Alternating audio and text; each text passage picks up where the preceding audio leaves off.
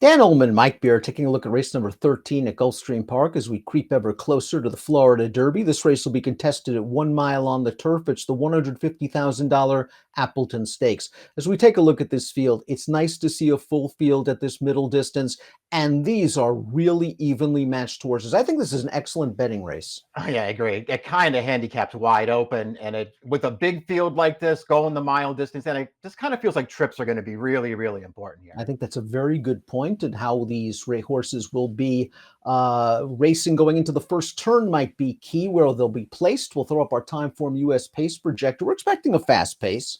The number 2 Saratoga Flash showed speed last time out in the Canadian turf. Big Everest is a horse that did rate last time out, but a bit reluctantly. He likes to be close to the pace as well. I think this pace will be solid. Yeah, I agree. There's plenty of horses that feel like they just want to be forward in this race. You already mentioned the 2, the 4. Never surprised that one of the Pletcher horses. He always wants to be forward. This pace could get quick. And Skyro, the number 8, has the LP designation. That means he has the fastest Timeform US late pace rating and might benefit from a quick pace up front. We'll start things off with the number 1 County Final, who's moving from synthetic to turf for trainer Safi Joseph off a win in a rich $100,000 handicap back on January the 27th. It is wide open turning into the stretch, Mike, and County Final's going to get his nose down somehow on the line. He's going to come with a good run here to close this race down. And he is just going to get up. A nice performance. He's obviously in good form right now for Safi Joseph, and they're going to switch surfaces with him. He can handle the turf.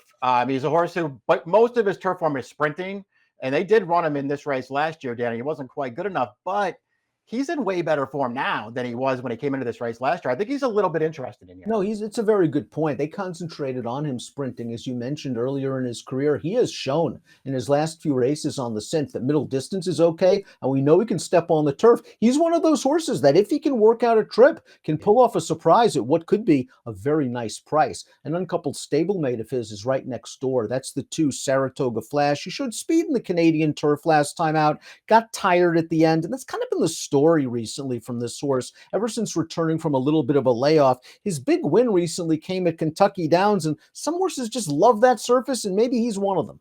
Yeah, he got an easy trip that day too, and he earned the 99 buyer. And his other races, make him kind of hard to like in here. I think that includes the Canadian turf last time, Dan. He really had it his own way on the lead in that race, and he wasn't good enough. Ice Chocolat's a nice hard hitter for trainer Mark Casse, and he ran a good third, I thought, last time out in the Grade 3 Canadian turf. He never could obtain cover after breaking from the wide outside post position. He was 3-4 wide throughout, and he's still going to punch on at the end to finish third behind a horse with some back class, Emmanuel and Siege of Boston, who's sort of forcing out Ice Chocolat in the late stages. Maybe he gets a better trip here where he can be covered up and make one run. Yeah, I'd like to see him get a better trip too. He ran pretty well in there. He got the same trip 2 starts back there, but that was against allowance horses when he was able to do that. Just sit on the outside. He was better than those horses, and he closed it down. Last time, sitting on the outside against Grade 3 horses, it just didn't work quite as well. This horse he was 0 for 9 last year. He ran one good race after another. I kind of feel like he's the horse to beat in here. Big Everest likes to win races, the number 4 for Christophe Clement. 8 wins from 15 lifetime starts, and he was kind of a pure speedball early in his career, and Clement got him to rate in this race. The Artie Schiller, he broke sharp. Joel Rosario got him into a perfect position in the pocket on the backstretch and got him to relax, and when you're in this situation, it's all about finding a hole, and well, there it is. Yeah, he comes right up the inside here to get the job done. At least he showed that he doesn't need the lead down. This is a horse. There was a run of about a year there where this horse won 6 out of 7 starts, and all of them on the early lead. He was in the perfect place for that running style. Turf routes in New York where everybody just lets you go as soon as you make the lead. He gets to walk on the lead, and it just sort of felt like he was the luckiest horse in training. But man, he did it a different way last time. That makes him interesting. And never surprised looked like that maybe in 2022 he was on his way to being a serious turf horse in this country when he was second in the Pegasus World Cup to his stablemate Colonel Liam, who at that point was the best turf horse in the country. Unfortunately, his career has been plagued by layoffs. His most recent race, however, his first start in a year and a half, was just fine, just missing the quality G, and he likely gained a lot of fitness from that start. Yeah, he probably did. It was actually a good performance. We'll look at the video of that a little bit later. He ran fine in there. And I listen, he did run really well in that Pegasus World Cup turf a couple years ago.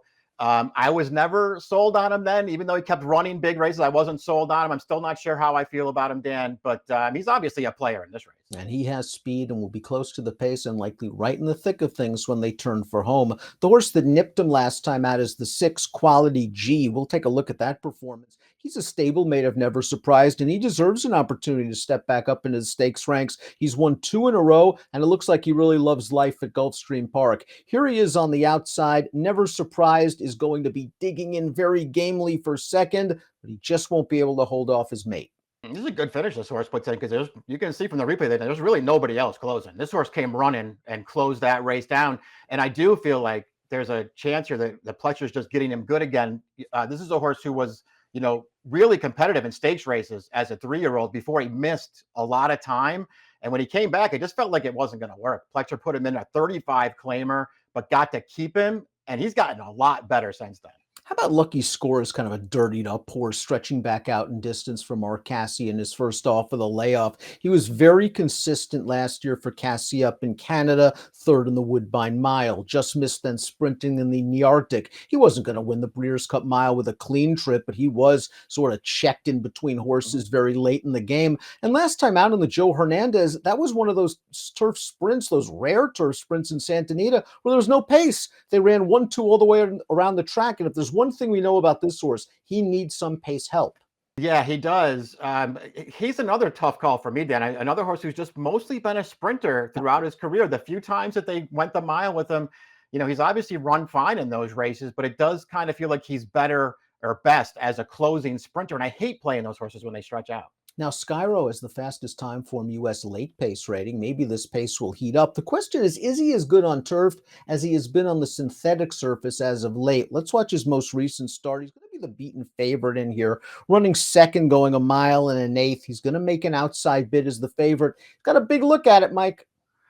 Yeah, he has every chance in this race, and he just can't quite get by. You pose the question, is he just better on the all-weather surface? I kind of think that he is. I wouldn't bet him off of any of his prior turf starts. Maybe that 1 mile and 1/8 a little bit far, although he did seem to be digging in at the end of that race. We'll learn a lot more about his class, and I agree with you. I think he's slightly better on the synth. Smokin' Tea, we know, is good on the turf. He scored the River City 2 starts back for Shug McGahee, his final start of 2023. Were you as surprised as I was that he was as close in the Canadian turf? I mean, we talked about it in the preview, that he does have the tactical speed to work out those kind of trips, but in that race, I thought the pace was kind of solid up front. He was close to it. I think he needed the race. Yeah, that's how I looked at it too. I mean, I don't think you would watch the replay back and go, he had some kind of tough trip, and you want to bet him back. He was in a good spot, but Johnny V, he did rate the break with him in there, but he just sort of pulled his way right up and behind the leaders, sat there, and just didn't really kick that hard once they got into the stretch. I felt like he needed it. He ran several races last year